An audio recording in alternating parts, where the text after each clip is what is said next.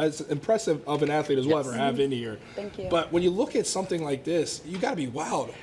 As an athlete, I'm wild myself. I mean, I've never given birth, but even recovering from injuries and ACL, I know how long that process is. And I watched her special, and she had such a crazy experience with giving birth and the complications she had. So to overcome that and to be in the Wimbledon final, I am a big Serena fan, so I'm excited for her. I don't know that there's anyone who's not a big Serena fan, and I think it's so impressive. Well, let me preface this first. You're a great athlete as well. So. I'm clearly super I apologize talented. for not mentioning that. I actually have an Olympic bronze in beer pong. That's as far as I go. What?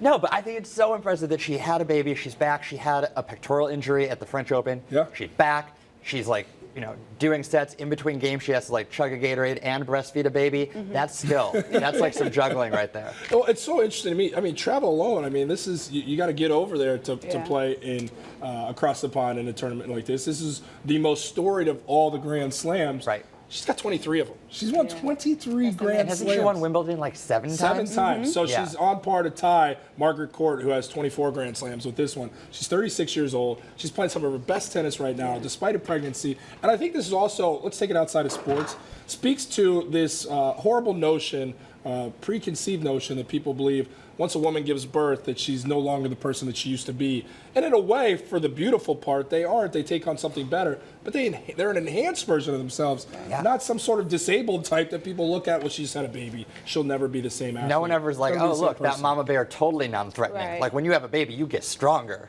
And I think that's a great point, because I think that's how Serena would look at this. Like, having gone through that, she feels like an even better version. And going into this Wimbledon, she kind of talked a little bit more. She had made some posts on Instagram about how bracing everybody, the fans, for what's coming. Like, she knew something special was on the horizon. She's going to win the final, right?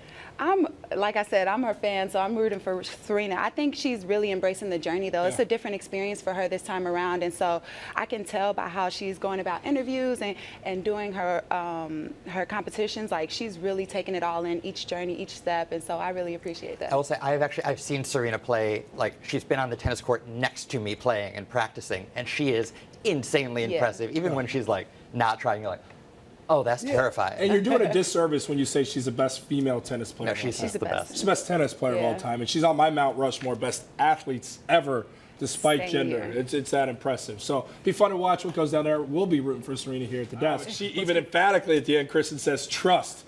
So Jay Cutler, she claims, has no game. Who Jay Cutler also, if you see the show, has become low-key the star of the show with how smug he is, disinterested he is, indifferent. I'm sorry. I know we love him in Chicago. He's the worst human. So he is a garbage human. He is a flaming Tampa trash can fire of a human being. And I don't want that to be too harsh. I don't want to overstep. I think it's pretty harsh, Shank. We've covered. I don't want to overstate it. I just think that every decision Jay Cutler makes in his life about everything is monumentally wrong in every way.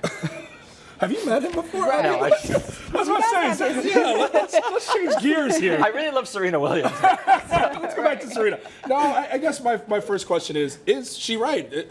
As the appearance of this, do you think Jay is not in her league? Well, I mean, I think with dating, women tend to be attracted to people who you're not typically attracted to, and I think that because you do see that a lot. You see different sides You see women of them. who are with guys who aren't as good. You rarely see guys with a woman where you're like, man, that guy could do better. It's always the guy overachieving. That is so true. Yeah, that's accurate. Why?